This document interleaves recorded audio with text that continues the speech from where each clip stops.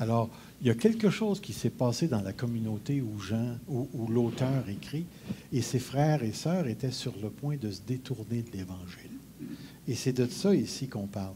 Et dans cet avertissement, encore une fois, mais là, il va un petit peu plus loin, parce que dans la première, il dit « Faites attention, le salut nous a été prêché par Jésus-Christ et les apôtres. » Ici, il va prendre un exemple de l'Ancien Testament, puis il va dire « Écoutez, c'est qui sont morts dans le désert? Est-ce que ce n'est pas ceux qui ont entendu parler de Dieu? » Et à qui Dieu a-t-il refusé d'entrer dans la terre promise, d'entrer dans son repos?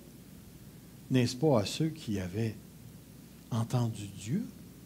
Et là, il leur dit ici, puis si vous regardez, il va faire entrer le concept de l'incrédulité au verset 19. Moi, j'ai sauté des versets parce que je n'ai pas pris la fin. Mais il y a un texte qui dit par la suite que l'Évangile leur a été prêché à eux aussi. Mais ils n'ont pas cru. Donc, on retrouve un texte qui est un petit peu plus intense, puis un petit peu plus direct. Puis là, aujourd'hui, regardez ce qu'il dit. Aujourd'hui, si vous entendez sa voix, le mot dit « N'endurcissez pas vos cœurs ». Donc, il y a une possibilité d'endurcir le cœur après avoir entendu le message du salut en Jésus-Christ. Chapitre 3.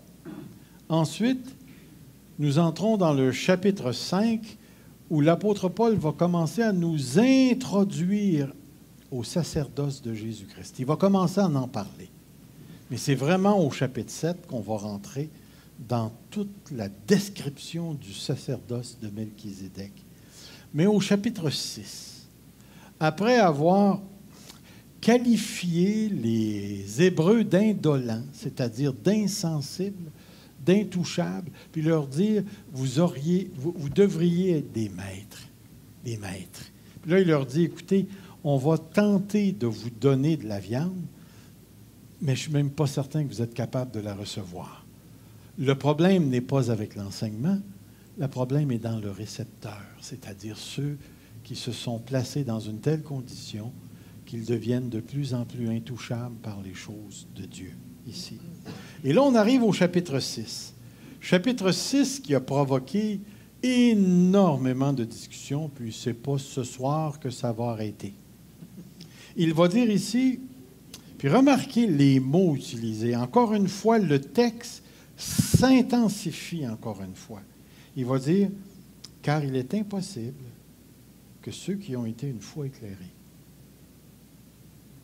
qui ont goûté le don céleste, qui ont eu part au Saint-Esprit, qui ont goûté la bonne parole de Dieu et les puissances du siècle à venir, et qui sont tombés, soient encore renouvelés et emmenés à la repentance, puisqu'ils crucifient pour leur part le Fils de Dieu en l'exposant à l'ignominie.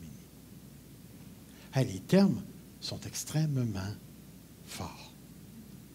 Et en plus de ça, non seulement il dit « Watch out », c'est Jésus qui a prêché, là. Il ne faut pas négliger ça. Puis ensuite, il va aller plus loin que ça. Il va dire « Regardez ceux qui sont morts dans le désert. Hein? C'est tous des gens qui ont entendu la voix de Dieu. Dieu leur a refusé d'entrer dans la terre promise, dans le repos. » Et là, il dit ici, il est impossible. Impossible de les emmener à une nouvelle repentance. Et lorsqu'il va faire la description, il va dire, ceux qui ont été une fois éclairés, qui ont goûté le don céleste, qui ont eu part au Saint-Esprit, qui ont goûté la bonne parole de Dieu et les puissances du siècle à venir. De quoi parle-t-il? Ça ressemble au salut. Est-ce que c'est ça? Voyez-vous, c'est là qu'à un moment donné, il faut prendre le temps de peser. Puis ce soir, notre but, ce n'est pas de prendre chaque expression. Mais une chose qu'on sait, d'après les experts, les expressions utilisées par l'auteur, ces gens-là ont vécu une expérience de l'esprit. Ils ont vraiment vécu une expérience de l'Esprit. Il y a quelque chose qui s'est passé avec ces gens-là, puisque 2 fois l'auteur utilise le mot « goûter ». Et quand on a le mot « goûter » dans un texte, c'est que ça fait référence à une expérience. Définitivement, il s'est passé quelque chose. Puis ensuite, il va plus loin que ça. Il va dire qu'ils sont tombés. Donc, il s'est passé quelque chose. Mais l'acte de tomber ici va loin, pas à peu près. Il va aller jusqu'à dire, ils crucifient pour leur part le Fils de Dieu et l'exposent à l'ignominie. Et lorsque vous lisez le verset 7 et 8, il va dire encore quelque chose qui est particulier. Lorsqu'une terre est abreuvée par la pluie qui tombe, souvent sur elle, et qu'elle produit une herbe utile à ceux pour qui elle est cultivée, elle participe à la bénédiction. Mais si elle produit des épines et des chardons, elle est réprouvée, prête à être maudite, et on finit par y mettre le feu. Où est le problème? Où est le problème dans le verset 7 et 8? Est-ce que le problème est avec la pluie? Je reviens, Guy.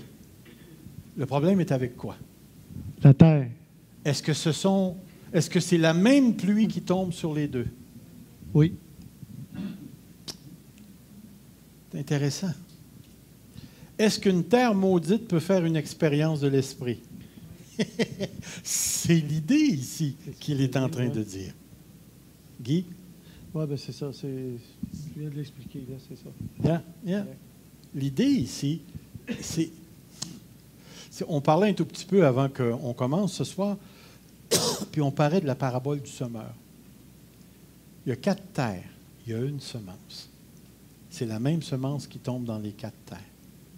Et la deuxième terre, c'est le sol pierreux. Et qu'est-ce qu'on a dans le sol pierreux?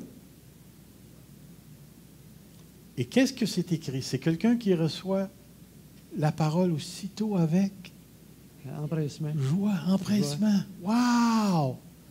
Mais il n'y a pas de racine en lui-même. Aussitôt que survient la persécution, il abandonne. Laissez-moi vous dire que ça ressemble énormément au texte que nous avons ici.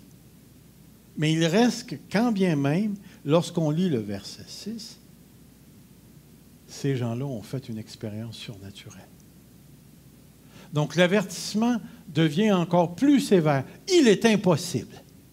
On ne peut pas les ramener à une nouvelle repentance, puisque dans le geste qu'ils posent, ils crucifient à nouveau.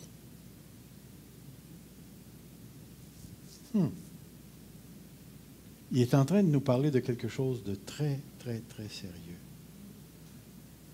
Voici le texte que nous voulons regarder ce soir. On va lire le texte et ensuite on va prendre le chapitre 10 et nous allons marcher à travers le chapitre 10 pour contextualiser ces versets. Mais juste en guise d'avertissement, il nous est dit ceci, car si nous péchons volontairement, et regardez encore le concept, après avoir reçu la connaissance de la vérité. C'est une expression qui revient encore. Les gens ont vécu une expérience de la vérité. Ils ont reçu la connaissance de la vérité. Et là, le premier avertissement dit, « Oh, si nous négligeons un si grand salut qui nous a premièrement été annoncé. » Encore une fois, la connaissance de la vérité. Il ne reste plus de sacrifice pour le péché, mais une attente terrible du jugement et de l'ardeur d'un feu qui dévorera les rebelles. Puis remarquez encore une fois le qualificatif qu'il utilise pour décrire les personnes qui ont commis ce péché-là. Celui qui a violé la loi de Moïse meurt sans miséricorde. sur la déposition de 2 ou 3 témoins. C'est ce qui nous est rapporté dans l'Ancien Testament. Amen. Mais là, il va un petit peu plus loin. De quel pire châtiment pensez-vous que sera jugé digne celui, remarquez les termes, foulé aux pieds le Fils de Dieu, qui aura tenu pour profane le sang de l'Alliance, par lequel il a été sanctifié. Oups. L'expérience d'Hébreux 6, qui revient. Et ensuite, qui aura outragé l'Esprit de grâce. Outragé l'Esprit de grâce. Guy? Si c'est impardonnable, ça revient au péché contre le Saint-Esprit, ça se peut-tu? On va le voir. OK, Tu ça poses fait, une très, très bonne question. ça fait penser à ça. Ça pourrait faire penser à ça. OK. Mais on va voir réellement si ça réfère au péché contre le Saint-Esprit. Parce qu'oubliez pas, dans le texte, il n'y a pas d'attribution à l'Esprit la puissance de Satan. On n'attribue pas à l'Esprit la puissance de Satan dans le contexte ici. Mais on parle d'un péché. On parle d'un péché tout à fait particulier. Donc, il va dire ensuite, « Car nous connaissons celui qui a dit à moi la vengeance, à moi la rétribution, et encore, le Seigneur jugera son peuple. » Et regardez la phrase, « son peuple ». C'est ce qu'il a fait dans le désert, dans le chapitre 3, où il a jugé son peuple et les cadavres sont tombés dans le désert à cause de leur incrédulité. Là, il va rajouter la phrase, « C'est une chose terrible que de tomber entre les mains du Dieu vivant. » Alors, on a un avertissement encore extrêmement sérieux.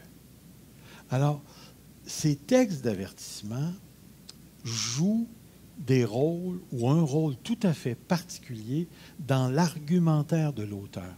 Alors, il ne donne pas ces textes d'avertissement tout bonnement comme ça. Il passe une fripe, comme on dit, puis là, il fait une déviation dans sa prédication, puis là, il va commencer à parler de jugement. Non, non. Les textes d'avertissement viennent toujours après un argument particulier. Et c'est pour ça que nous avons besoin de réellement étudier le chapitre 10. Et voici le 5e. Puis regardez ce qu'il va dire. Gardez-vous de refuser d'entendre celui qui parle. Car si ceux-là n'ont pas échappé, qui refusèrent d'entendre, celui qui publiait les oracles sur la terre, combien moins échapperons-nous si nous nous détournons de celui qui parle du haut des cieux? Nous nous détournons. Alors, c'est pas n'importe quoi ici, là. Lui dont la voix alors ébranla la terre et qui maintenant a fait cette promesse. Une fois encore, j'ébranlerai non seulement la terre, mais aussi les cieux. Savez-vous de quoi il parle ici? À quel moment est-ce que Dieu a ébranlé la terre?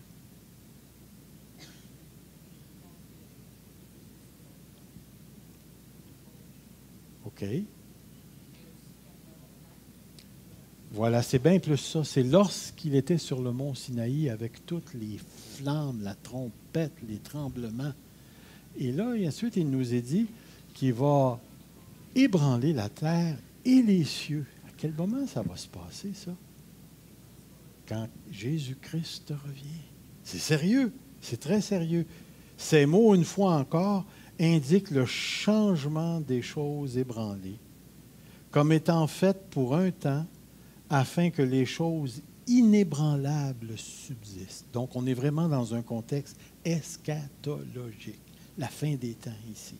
C'est pourquoi, recevant un royaume inébranlable, montrons notre reconnaissance en rendant à Dieu un culte qui lui soit agréable avec piété et avec crainte, car notre Dieu est aussi un feu dévorant.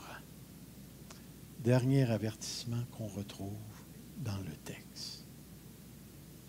Alors, quand vous lirez la lettre aux Hébreux, lisez en regardant ce qui vient avec ces textes, l'argumentaire de l'apôtre, les thèmes qu'il développe, Et ensuite, vous allez voir qu'il va terminer ses argumentaires avec un avertissement qui sert de punch. Et lorsqu'on se pose la question, mais pourquoi des avertissements aussi sévères? Mais c'est parce que ceux à qui il écrit étaient sur le point de se détourner. Mais, on dit de se détourner. Vous avez déjà entendu le mot backslider? Comment est-ce qu'on les appelle? Des rétrogrades. Rétro, j'aime ça dire ça, ça chatouille. Rétrograde. Est-ce qu'un rétrograde, c'est ça? Super de bonne question. Parce que si c'était ça, il n'y a aucun moyen de le ramener à une nouvelle repentance. Donc, il faut bien comprendre la nature du péché dont l'auteur parle. Et une chose qui est intéressante, c'est que si vous regardez les mots utilisés par l'auteur dans les avertissements, vous allez retrouver le mot « abandonner ». Vous rappelez-vous du texte qui dit « N'abandonnez pas vos... » Le mot « abandonner » revient. Alors, il y a quelque chose de particulier ici qu'on va tenter de mettre en lumière. Guy, avais-tu un commentaire? Quand on parle de Galates, oui. Tout le monde dit toujours que c'est un épître pour les rétrogrades. J'ai déjà entendu ça, en tout cas. Oui, j'ai déjà entendu. Est-ce que ça se rapporterait à ça, ce que tu dis? Non. C'est autre chose? C'est autre chose. Et c'est ça qu'on va tenter de découvrir. Puis, pour le découvrir, on doit absolument regarder le contexte de notre passage. C'est-à-dire, nous retrouvons dans les avertissements le punch de ce qui a été dit auparavant. Donc, si on veut savoir pourquoi est-ce que l'auteur introduit des textes d'avertissement, c'est important de comprendre ce qu'il dit auparavant. Et pour nous, on va faire la lecture. On va faire la lecture du chapitre 10, morceau par morceau, puis on va se poser des questions. Et là, ici, le chapitre 10 commence avec « en effet ». Là, on sait que le mot « en effet » veut dire qu'il a parlé auparavant. Puis dans le chapitre 9, ce dont il va parler, c'est du temple actuel qui était l'ombre des choses à venir. Puis il va dire, tant que le premier tabernacle subsistait, Dieu montrait que l'accès au sein des saints n'était pas ouvert. Le Saint-Esprit montrait par là que le chemin n'était pas ouvert. Mais en Jésus-Christ, il s'est passé quelque chose. Pourquoi? Parce que le souverain sacrificateur, qui n'est pas de l'ordre d'Aaron, mais de Melchizedek, est entré dans le vrai tabernacle. Et là, après avoir dit ça, il va dire, en effet,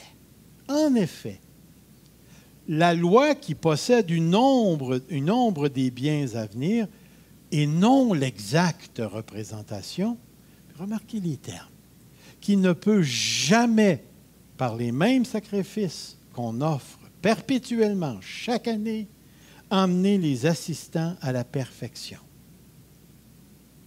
Là, on est dans la loi, nous sommes dans les sacrifices et nous sommes dans le sacerdoce. Et là, il va dire ensuite, autrement n'aurait-on pas cessé de les offrir parce que ceux qui rendent ce culte, étant une fois purifiés, n'auraient plus eu aucune conscience de leurs péchés, mais le souvenir des péchés est renouvelé chaque année par ces sacrifices, car il est impossible que le sang des taureaux et des boucs ôte le péché. De quoi parle-t-il?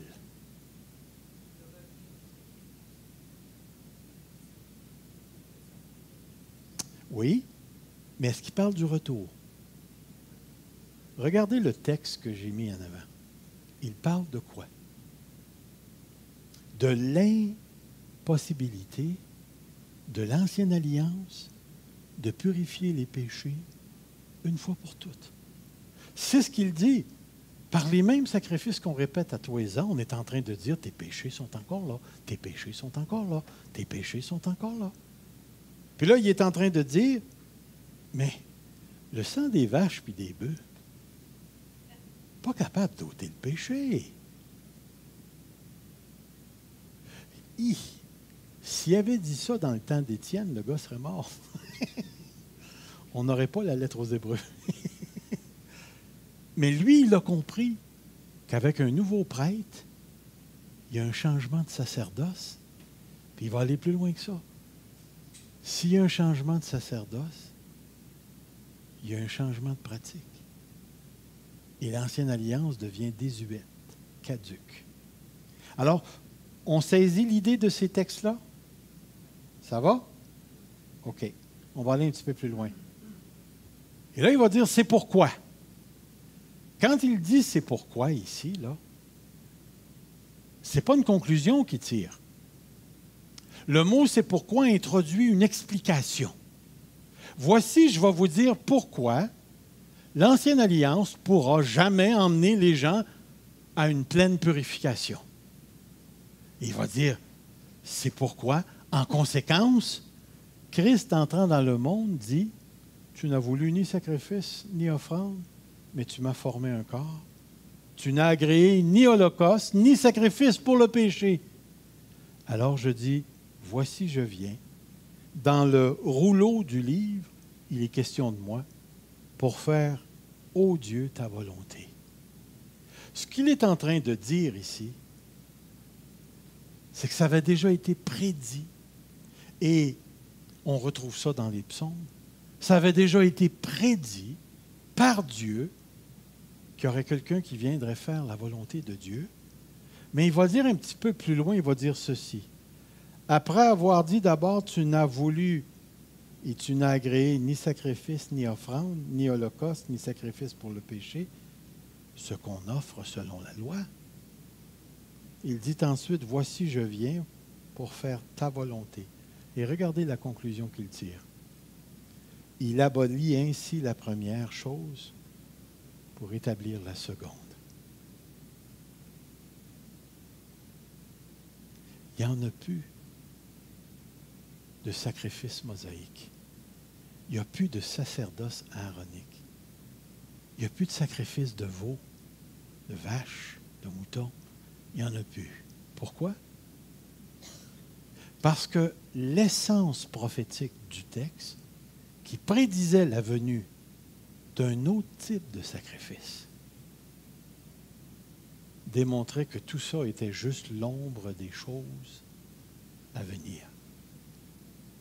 Mais en venant, Jésus venait d'abolir le passé. Puis vous remarquerez une chose qui est intéressante. Il va dire, mais tu m'as formé un corps au verset 5. Tu n'as voulu ni sacrifice, mais tu m'as formé. Tu m'as donné un corps. Vous me suivez? Vous suivez l'élan du texte? L'élan du texte, c'est impossible que le sacerdoce de l'Ancien Testament purifie.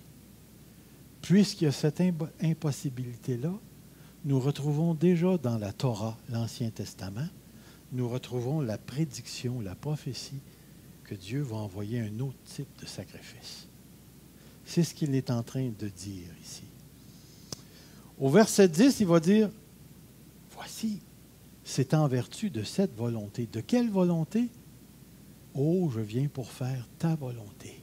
Ta volonté. C'est en vertu de cette volonté que nous sommes sanctifiés, et là il va le dire, par l'offrande du corps de Jésus-Christ, une fois pour toutes.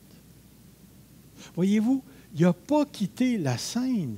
Il est encore en train de comparer deux types de sacrifices. L'Ancien Testament, sous le sacerdoce d'Aaron, et le nouveau sacrifice dans la personne de Jésus-Christ, selon le sacerdoce de Melchizedek. Et tandis que tout sacrificateur fait chaque jour le service et offre souvent les mêmes sacrifices, il répète qu'ils ne peuvent ôter le péché, lui, après avoir offert un seul sacrifice pour le péché, s'est assis à la droite de Dieu, attendant désormais que ses ennemis soient devenus son marchepied. Où est-ce qu'on retrouve le verset 12 et 13 dans la lettre aux Hébreux? Est-ce qu'il y en a qui ont leur Bible? Est-ce que vous pourriez nous lire le chapitre 1 et le verset 3? 1, 3. Hébreux 1 et le verset 3. Qui va le lire? Levez la main, comme ça Guy va passer le micro. Tout le monde veut lire en même temps, non?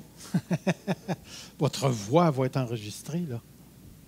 Et qui, étant le reflet de sa gloire et l'empreinte de sa personne, et soutenant toutes choses par sa parole puissante, a fait la purification des péchés, et s'est assis à la droite de la majesté divine dans les lieux très hauts. Il s'est assis où?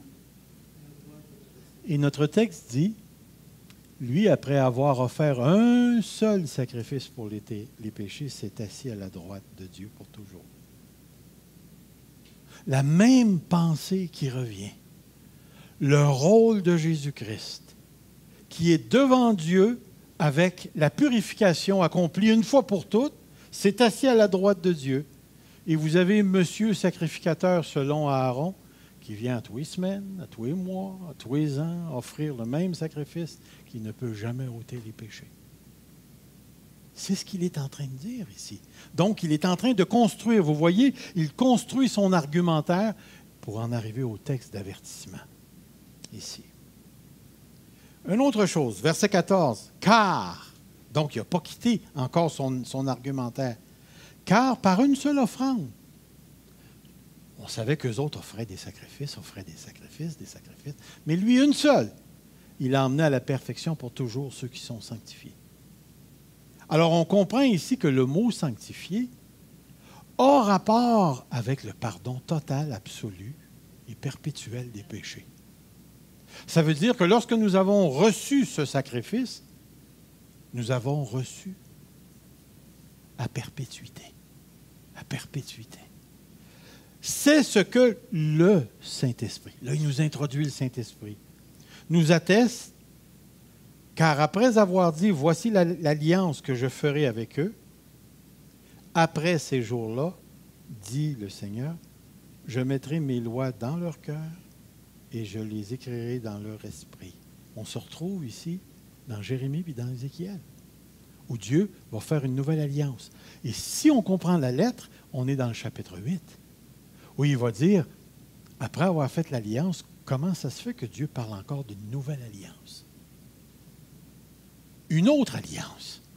Et l'auteur dit, écoutez, c'est que l'alliance avait seulement l'ombre des choses à venir. Et Dieu a fait une nouvelle alliance en Jésus-Christ. Et cette alliance-là consistait à prendre les lois de Dieu qui étaient sur la pierre et de les mettre dans le cœur. C'est une manière très claire, je dirais très claire, une manière juive d'expliquer le salut, d'expliquer comment je dirais ça, la conversion, l'installation du Saint-Esprit à l'intérieur de nous. Et il va dire ensuite, et je ne me souviendrai plus de leurs péchés ni de leurs iniquités. Et là, il va faire une affirmation, mais une affirmation tout à fait importante pour l'argument. Or, là où il y a pardon des péchés, qu'est-ce qu'il n'y a plus? Il n'y a plus d'offrande pour le péché. C'est-à-dire, il n'y a plus aucun autre moyen d'expier ses péchés après Jésus. Alors, ceux qui veulent nous ramener à l'Ancien Testament, les sabbatistes en particulier, selon moi, font une erreur monumentale. Non, les sabbatistes, ceux qui pratiquent le sabbat, font une erreur fondamentale ici. C'est fini. C'est fini. Nous sommes entrés dans la réalité. Où il est le repos de Dieu? Il est en Jésus-Christ. Il est en Jésus-Christ. Mais retenez cette phrase. Là où il y a pardon des péchés, il n'y en a plus d'offrande pour le péché. Il n'y en a plus. C'est fini. Parce que cette phrase-là, elle est fondamentale. Parce que c'est quasiment la conclusion de son argumentaire ici. Alors, il va dire, il va tirer ses conclusions. Ainsi donc, voici ce que nous soutirons de l'argumentaire que nous venons de développer. Ainsi donc, frères, là, il va poser deux fondements. puisque nous avons au moyen du sang de Jésus une libre entrée dans le sanctuaire. Wow! Par la route nouvelle et vivante qu'il a inaugurée à travers du voile, c'est-à-dire sa chair. Puis le mot chair est synonyme de corps. Tu n'as voulu ni sacrifice, voici, tu m'as donné un corps. Et avec le corps, qu'est-ce qu'il a fait? Il a ouvert le sanctuaire qui était fermé dans le chapitre 9. Et comment est-ce qu'il a fait ça? En se donnant lui-même comme sacrifice pour les péchés, il a aboli le péché et ses conséquences une fois pour toutes, et il nous a emmenés à la perfection, à perpétuité. Nous sommes sanctifiés à cause de lui. Donc ça, c'est la première chose, il va dire. La deuxième chose, et puisque nous avons un souverain sacrificateur établi sur la maison de Dieu. Non seulement Christ a initié une nouvelle voie, mais n'oubliez pas qui il est. Il est le sacrificateur par excellence. Vous rappelez-vous dans le chapitre 7 de la lettre, quelle était la faiblesse des sacrificateurs? Il fallait qu'ils offrent le péché, mais il y avait d'autres choses. Des choses pour leur propre péché, mais il y avait d'autres choses.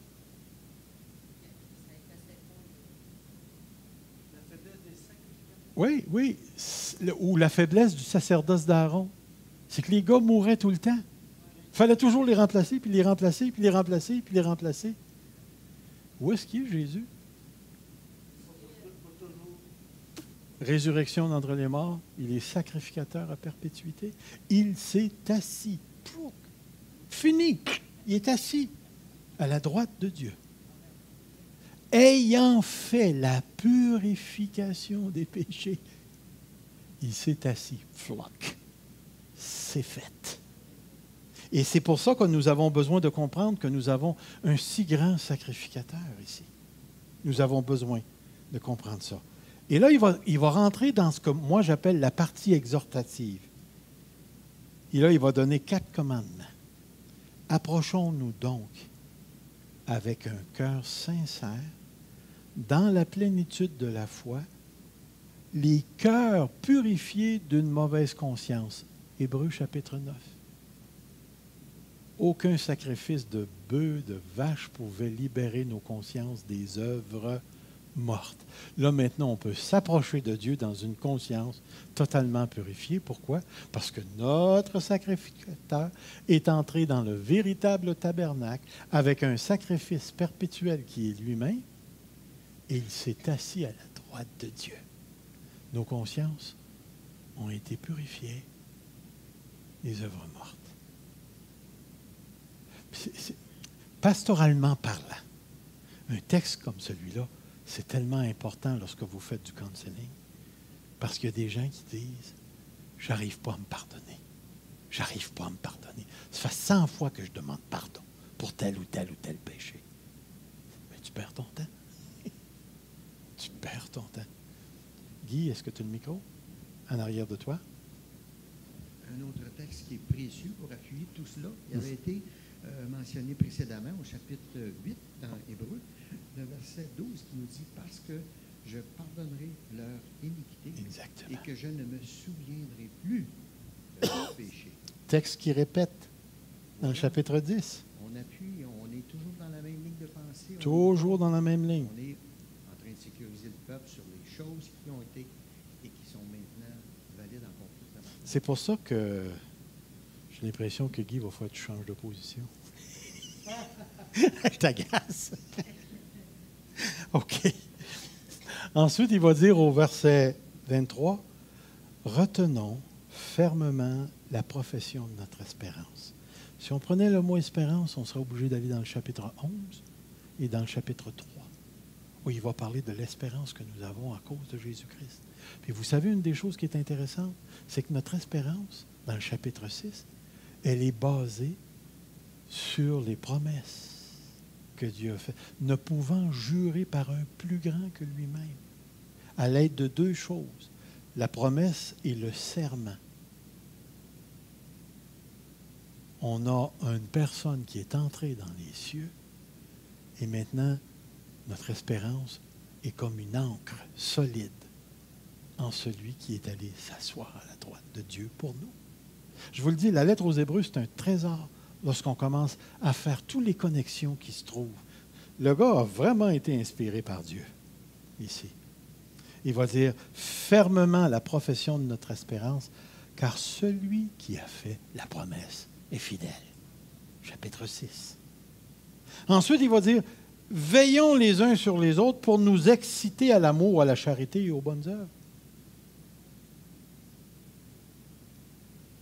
Parce qu'il nous dit, sans la sanctification, personne ne verra Dieu. Chapitre 9. Et ensuite, il va dire, et là, c'est intéressant. Vous avez encore ce fameux mot qui revient, n'abandonne, abandonner. N'abandonnons pas notre assemblée, comme c'est la coutume de quelques-uns. Mais exhortons-nous réciproquement, et cela d'autant plus que vous voyez s'approcher le jour. Et vous vous rappelez qu'il a dit, probablement dans le chapitre 2, le chapitre 12, où il va parler du retour de Jésus-Christ comme un feu dévorant.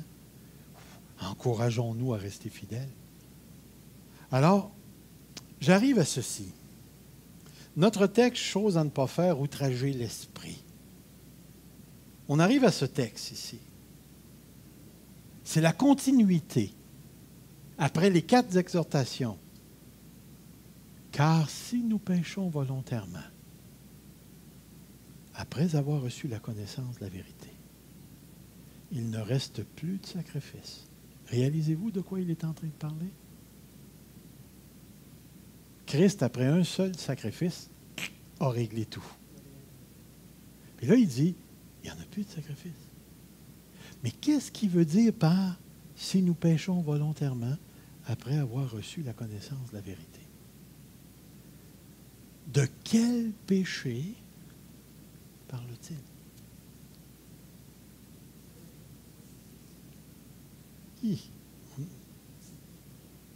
Non. Mais, de quel péché parle-t-il? Voyez-vous l'importance de rester attaché au contexte? De quoi est-ce qu'il vient de parler? Il vient de nous dire que les sacrifices ne peuvent pas enlever les péchés. Que Jésus-Christ est le sacrifice par excellence. Quand Jésus, il y a un pardon complet. Il vient de nous dire également que la loi est désuète. Par Christ, le lieu très saint s'est ouvert et on a accès maintenant dans une conscience pure par le sang de Jésus. On a accès à Dieu. On a accès à Dieu. Là, il va nous parler d'un péché tout à fait spécifique ici, qui nous a parlé tout le long de la lettre. Puis dès le début, il va dire comment échapperons-nous si nous négligeons un si grand salut. Après ça, au chapitre 3, il va dire, regarde ce que Dieu a fait dans le désert. Ils ont eu la connaissance de Dieu, ils se sont rebellés, sont tous morts dans le désert. Puis là, il va dire, n'endurcissez pas vos cœurs. Et là, on arrive dans le chapitre 6, puis il va dire, ils ont goûté. Ils ont goûté. Ils se sont détournés. Ils ont abandonné. Ils ont abandonné. On ne peut plus les ramener. On ne peut plus les ramener à une nouvelle repentance. Pourquoi?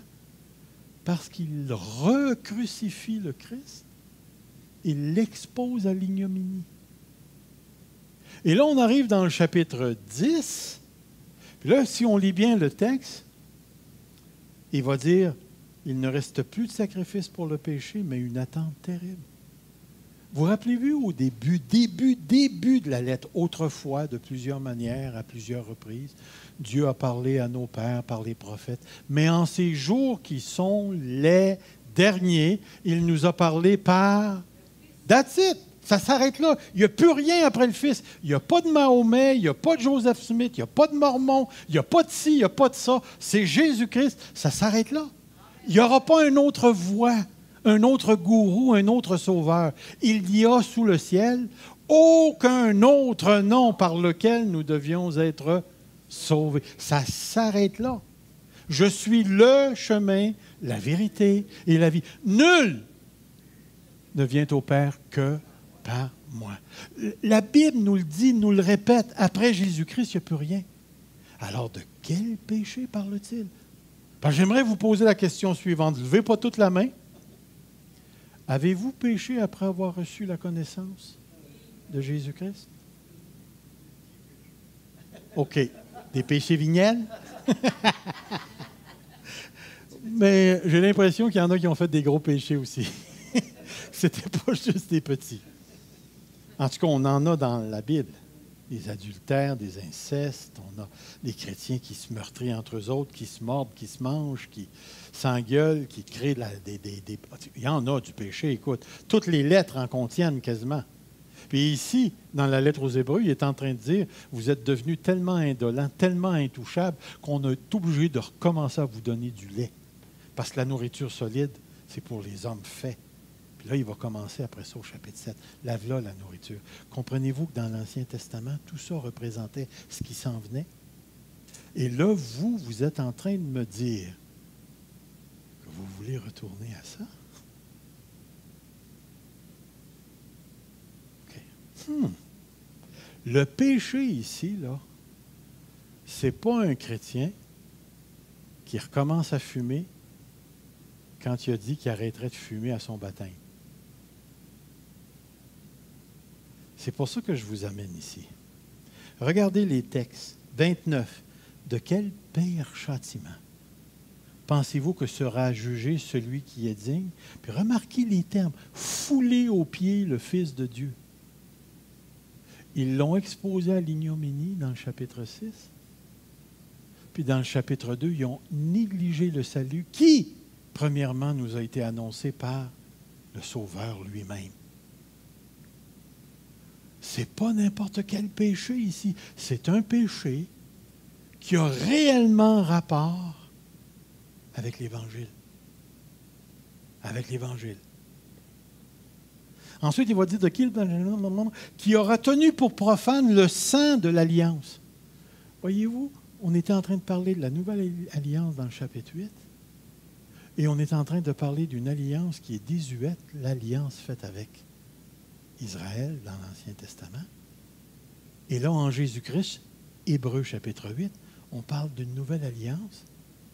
Et dans le chapitre 9, on parle de l'ouverture du Saint des Saints. Et dans le chapitre 10, on a le sacrifice par excellence.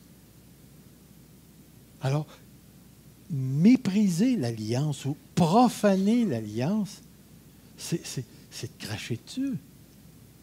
Ce n'est pas n'importe quel péché dont on parle ici. Ensuite, il va dire qui aura outragé l'esprit de grâce.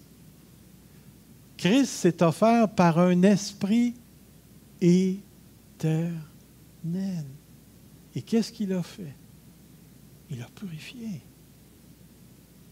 Alors, ici, on est dans un contexte tout à fait particulier. Et c'est pourquoi je vous amène ici. Car indique la raison. Et là, il va donner, si nous péchons volontairement, tout ce qui reste après, c'est une attente terrible du jugement. Quand on pose la question, pourquoi? Mais c'est parce que ces gens-là, ils ont fait quelque chose avec Jésus-Christ. Ils l'ont méprisé. Ils ont fait fi de ce que Dieu a fait en Jésus-Christ. Ils l'ont complètement tassé. Ils l'ont exposé à l'ignominie. Et regardez ce qu'on a ici. De quel péché s'agit-il? Regardez le beau gros mot. L'apostasie. Vous avez déjà entendu ce terme? C'est renier. C'est renier. Est-ce qu'il y en a de parmi nous, quand ils se sont convertis, ont signé un papier comme de quoi ils reniaient l'Église catholique? Moi, j'ai fait ça. Alors, vous avez apostasié? Vous avez apostasié l'Église romaine. Et c'est pour ça que j'arrive ici, puis je dis ceci. Le terme apostasie en grec, apostasia, peut se traduire par détourner, s'éloigner, déserter, se rebeller, abandonner, battre battre en retraite ou revenir sur un engagement. C'est le champ sémantique du terme ici. Et c'est pourquoi apostasier signifie rompre toute relation avec Christ ou se retirer de l'union essentielle de la véritable foi que nous avons en lui. L'apostasie n'est pas un simple rejet d'une doctrine du Nouveau Testament. Moi, je crois que les dons, là, c'est fini. Donc, tout ce que Paul dit sur les dons, là, c'est pas de l'apostasie, ça, ici, là. Par une personne. L'apostasie n'est pas un simple rejet d'une doctrine du Nouveau par une personne incroyante au sein de l'Église visible. L'apostasie implique deux aspects, bien que proches, sont distincts l'une de l'autre. L'apostasie théologique, c'est le rejet de tout ou d'une partie de l'enseignement original de Christ et des apôtres. Le Saint-Esprit a explicitement révélé que dans les derniers temps, il y aurait un abandon de la foi personnelle en Jésus-Christ et dans la vérité biblique. L'autre, c'est l'apostasie morale. C'est redevenir esclave du péché et de l'immoralité. Dans le contexte de la lettre aux Hébreux, apostasier signifie donc se couper de toute relation avec Christ. Se couper soi-même, abandonner toute union vitale avec lui. Ainsi, l'apostasie n'est possible que pour ceux qui ont d'abord fait une expérience de l'Esprit. Et là, je manque de voir la diapo suivante, puis c'est ça ici. C'est le fameux texte. Une fois éclairés, goûté au don, ont eu part au Saint-Esprit, ont goûté la bonne parole de Dieu et les puissances du siècle à venir et qui sont tombés. C'est pour ça, ici, qu'on est dans un contexte tout à fait particulier avec la lettre aux Hébreux. L'auteur qui prêche la lettre, qui prêche son homélie, là, il est en train de dire « Watch out! Vous êtes sur le bord de faire quelque chose d'extrêmement dangereux. Vous êtes sur le point d'apostasier. Et si vous apostasiez, il ne reste plus aucun sacrifice. On ne peut plus renouveler la repentance, c'est fini. Parce que vous exposez Christ à l'ignominie, vous outragez l'Esprit de grâce. Donc, c'est important pour nous de saisir. Ici, on n'est pas dans le péché contre le Saint-Esprit. On est dans le rejet de ce que Dieu a fait et qu'il a démontré en s'en allant et qu'il a réalisé en la personne de Jésus-Christ. Et à partir de là, le risque, c'est d'abandonner, c'est d'apostasier. Guy? Même si ce n'est pas le péché contre le Saint-Esprit, en voyant ça, on réalise quasiment que c'est le même résultat. C'est le même résultat. Ce n'est pas le péché contre le Saint-Esprit, mais tu ne reviens pas plus. C'est vraiment sérieux. C'est pour ça que c'est comme un autre angle ici. C'est pour ça aussi qu'il faut distinguer avec les rétrogrades. Des gens qui abandonnent l'Église pendant un certain temps, ça ne veut pas dire qu'ils ont rejeté Dieu. C'est pas pareil. Mais est-ce que c'est possible d'apostasier? Définitivement, il y a des gens qui viennent ici, qui expérimentent, blablabla, blablabla, puis après ça, ils maudissent Dieu. Ils ne veulent plus rien. Écoutez, quand j'étais à l'église de Drummondville, à ma conversion, il y avait un paquet de gens là-bas qui ont... écoute, 75% de l'église était en bas de 25 ans dans le temps. On était peut-être, 200 à l'église. Ça veut dire qu'on était énormément de jeunes chrétiens et chrétiennes. Et là, j'ai entendu des gars prêcher qui aujourd'hui renient carrément, rejettent la foi, ne veulent rien savoir et se déclarent athées. Ils ont entendu, ils ont goûté, ils ont vu. C'est sérieux, sérieux ce type de péché-là ici. On peut se détourner définitivement. Et c'est pour ça que je posais la question, est-ce qu'on est en train de parler d'une catégorie tout à fait particulière de personnes? C'est important. Parce que si vous regardez l'exemple du chapitre 6, le problème n'est pas avec l'eau, c'est avec la terre. La terre qui est abreuvée par la même eau, et vous avez la terre qui produit le bon fruit, ça ressemble beaucoup, beaucoup à la parabole du semeur, ici. Alors, c'est important pour nous de réaliser cette dimension-là ici. Fouler aux pieds, c'est traiter avec mépris et dédain. La mention du Fils de Dieu indique la dignité de ce qui est méprisé. Profaner, c'est c'est l'impiété à son apogée, c'est rendre impur le sang de l'alliance. Sérieux. Outrager l'esprit. L'esprit est la promesse eschatologique. Sans lui, la réalisation de la promesse est impossible. L'outrager, c'est de l'insulter. Cracher dessus. Et c'est pourquoi j'arrive ici. L'esprit et la promesse eschatologique, ces trois propositions définissent l'attitude persistante de mépris de l'apostat à l'égard du rôle vicarial. Le mot vicarial, on retrouve le mot vicaire, le prêtre du sacrifice de Jésus-Christ, le Fils de Dieu. Passage sérieux, mais un passage important à comprendre, qu'on ne parle pas des péchés que les chrétiens font après avoir reçu Jésus-Christ et pour lesquels vous pouvez demander pardon. Si nous confessons nos péchés, il est fidèle et juste pour nous pardonner et nous purifier. Mais ici, on parle d'apostasie. On ne parle pas de n'importe quoi. Et je tiens à le souligner parce qu'il y a des chrétiens qui ont été embourbés pendant des années parce qu'ils n'ont pas compris le contexte de l'outrage au Saint-Esprit et de mépriser le Fils de Dieu de cette manière-là, ici. Et c'est pourquoi j'arrive, car nous connaissons, puis on sait que Dieu va éventuellement passer son jugement, mais l'apostasie, c'est quelque chose de très sérieux. Puis j'ai comme l'impression que toute la lettre aux Hébreux a pour but d'encourager les frères à comprendre ce qui s'est passé en Jésus-Christ par rapport à l'Ancien Testament et de dire, vous êtes bien mieux de persévérer, vous êtes bien mieux d'endurer tout le mal, vous êtes bien mieux de perdre vos biens que de retourner en arrière. Que de retourner en arrière.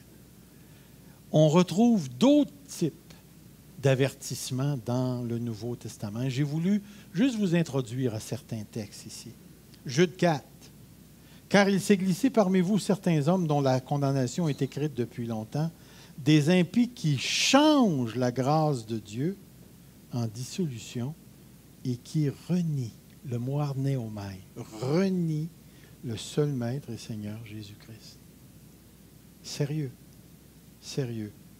1 Timothée, mais l'Esprit dit expressément que dans les derniers temps, quelques-uns abandonneront la foi.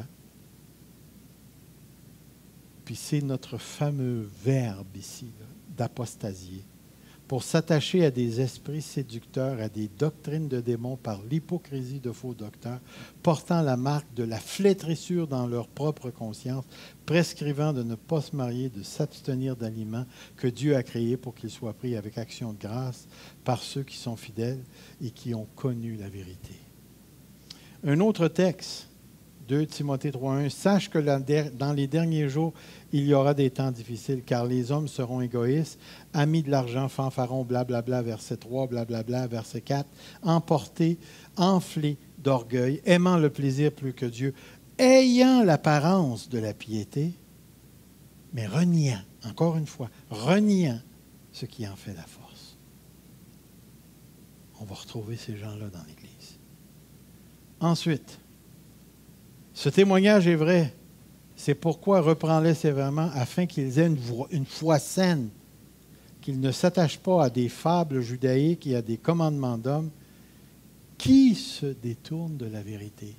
Et on a encore une fois se détourner ici. Un autre texte, 2 Pierre. Il y a eu parmi le peuple des faux prophètes, il y en aura même parmi vous de faux docteurs, qui introduiront des sectes pernicieuses et qui, reniant le Maître qui les a rachetés, attireront sur eux une ruine soudaine. Là, il va dire quelque chose d'intéressant. Plusieurs les suivront dans leur dissolution. Et la voix de la vérité sera calomniée à cause d'eux. Et là, j'ai sauté tout un paquet de versets pour arriver ici. Avec des discours enflés de vanité, ils amorcent par la convoitise de la chair, par les dissolutions, ceux qui viennent à peine d'échapper aux hommes qui vivent dans l'égarement. Ils leur promettent la liberté quand ils sont eux-mêmes esclaves de la corruption, car chacun est esclave de ce qui a triomphé de lui. Mais attendez, ça ne s'arrête pas là. En effet, et là c'est le fameux texte, si après s'être retiré des souillures du monde par la connaissance du Seigneur et Sauveur Jésus-Christ, ils s'y engagent à nouveau et sont vaincus, leur dernière condition est pire que la première. Car mieux valait pour eux, après avoir connu la voie de la justice, que de se détourner, après l'avoir connue. Il leur est arrivé ce que dit un proverbe, le chien est retourné à ce qu'il avait vomi, la truie lavée s'est vautrée dans le bourbier. Voyez-vous, nous avons tendance à régler la question de la perte ou de la non-perte du salut d'une manière catégorique en établissant deux groupes de personnes. Tu as les sauvés, puis tu as ceux qui n'étaient pas vraiment sauvés. Mais ce qu'on a de la misère à saisir ici, c'est que le salut est un processus. C'est un processus. Et il y a des gens qui vont entrer dans ce processus-là, processus qui n'aboutira pas. Parce qu'en cours de route, ils vont sortir du processus. Mais on dirait qu'on n'a pas de place dans nos catégories pour... Et je faisais remarquer que dans la parabole du semeur, tu as 4 terrains, 3 pas bons, un seul qui est bon. Puis dans un des pas bons, tu as une personne qui reçoit l'Évangile, la semence, la parole de Dieu, la parole du royaume, avec joie. Puis on a un 3e terrain où la semence tombe avec les épines. Qu'est-ce que le texte nous dit? Avant.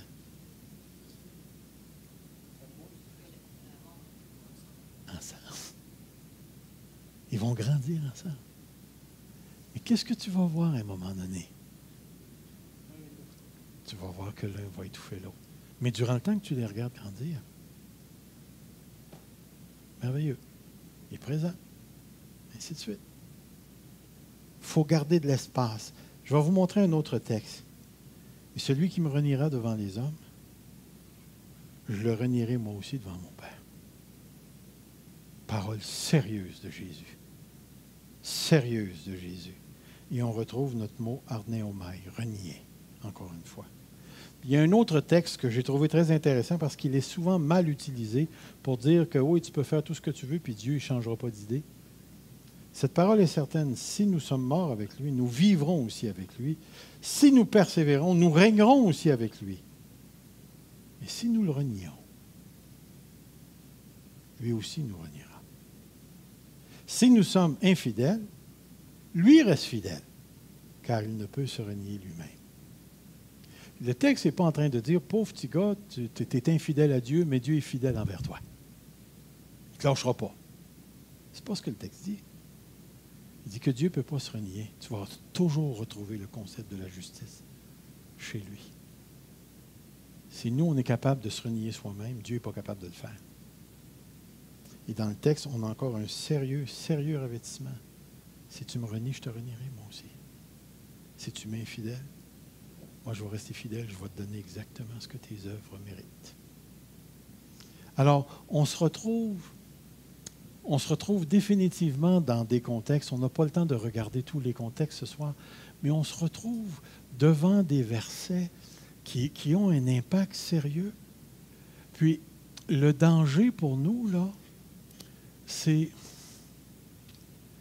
de rendre ces textes hypothétiques. Hypothétiques.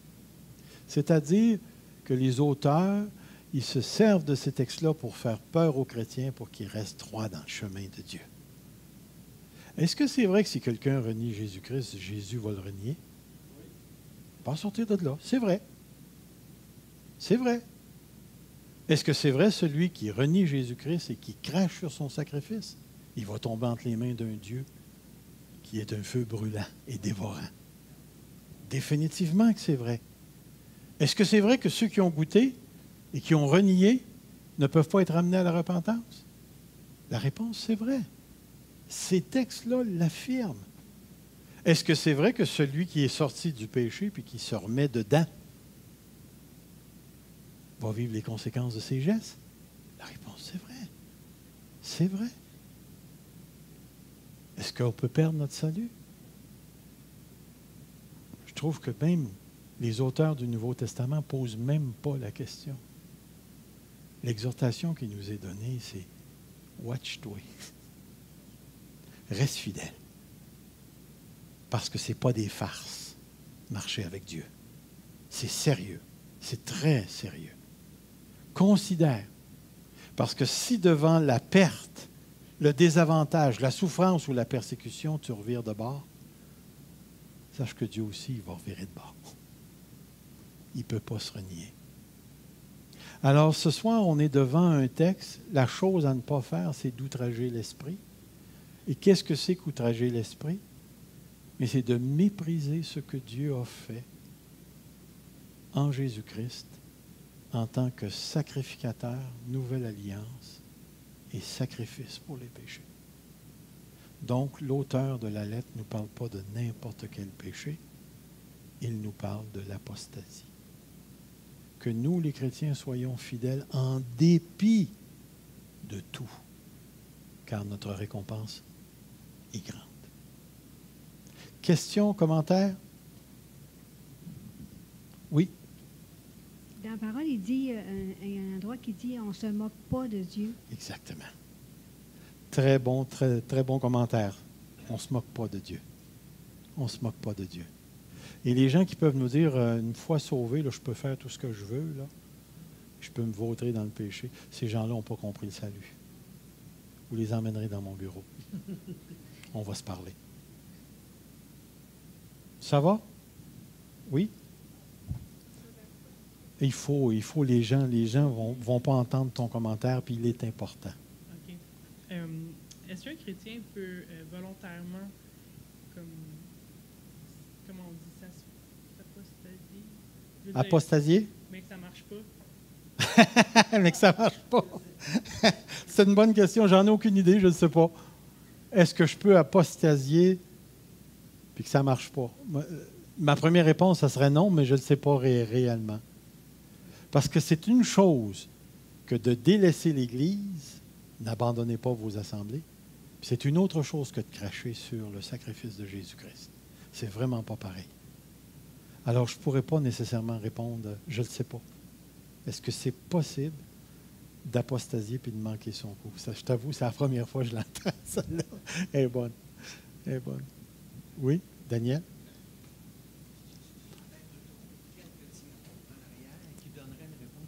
Peut-être retourner quelques diapos derrière. Je pense que c'est Timothée, chapitre 2, qui nous donnait une certaine piste pour justement déterminer un petit peu les choses qui vont apparaître chez les gens. OK. Est-ce que c'est celle-là? Non, je crois que c'est la suivante. Blasphémateur. Ou avant. Avant, on recule encore de 2, je crois. Là. Ben, peu importe, il nous donnait une certaine piste de l'attitude que certaines personnes vont avoir qui fait de nous, on pourrait probablement penser qu'on pourrait les avertir sérieusement dans quelle situation ils sont en train de se placer et qui, avant d'aller trop loin, que ce soit trop tard, qu'ils saisissent la possibilité de revenir à la grâce de Dieu qui leur a été auparavant donnée et que maintenant ils le connaissent, ils le savent et que quelque part ils se mettent dans une situation extrêmement dangereuse avec les conséquences qu'ils ne se doutent même peut-être pas tout à fait clairement. Là. Il y a un verset qui me vient... si notre cœur nous condamne, Dieu est plus grand que notre cœur. Dans le sens dans un Jean, oui. C'est en rapport avec le retour du Seigneur Jésus-Christ dans le contexte. Dans le contexte, oui. Mais un peu pour répondre à la question de dire est-ce qu'on peut apostasier, mais que ça ne marche pas dans le sens que des fois qu'on peut penser qu'on fait quelque chose de bien grave, mais dans le fond, des fois on n'a pas toute la connaissance appropriée de la parole. Mais Dieu, souvent, il est capable de venir nous rechercher et de dire, regarde. En tout cas, si Dieu vient te rechercher et que ça marche, c'est que tu n'as pas apostasié. Ben non, c'est ça, exactement. C'est que des fois, Mais on peut le penser, comme on tu peut le dis. penser, Définitivement. mais que c'est ça. Oui. Oui, ça rentrerait peut-être dans la catégorie que tu disais, que le gars, il manque son coup en apostasiant. Il se refait pogner, le chanceux. D'autres questions avant qu'on termine? Alors, en théorie, là, j'ai terminé la série sur Contre l'esprit, les choses à ne pas faire. Et puis, on m'a demandé de continuer. J'aimerais vous introduire à un sujet qui va ramener des conseils, des parties d'enseignement qu'on a déjà regardées dans le passé et qui va, je pense, nous emmener à réfléchir sur le contexte et les structures de la vie chrétienne. C'est comme si j'ai fabriqué une étude autour de l'idée principale qui dit « Où est-ce que toi, tu vis ta vie chrétienne? » C'est où ta vie chrétienne? Le « où » fait référence au lieu. Dans quel lieu est-ce que présentement tu vis ta vie chrétienne? Puis, arrivez pas avec au Canada, au Québec, à Granby. L'idée, elle est plus, comment est-ce qu'on dit, abstraite. On va toucher à ces choses-là. Alors, la semaine prochaine, on va commencer cette nouvelle série qui va peut-être durer encore 6 ou 7 rencontres et on va parler du lieu de la vie chrétienne. Où est-ce qu'on vit notre vie chrétienne? Ça vous va? Alors, on s'arrête ici. Bonne fin de soirée et dormez bien.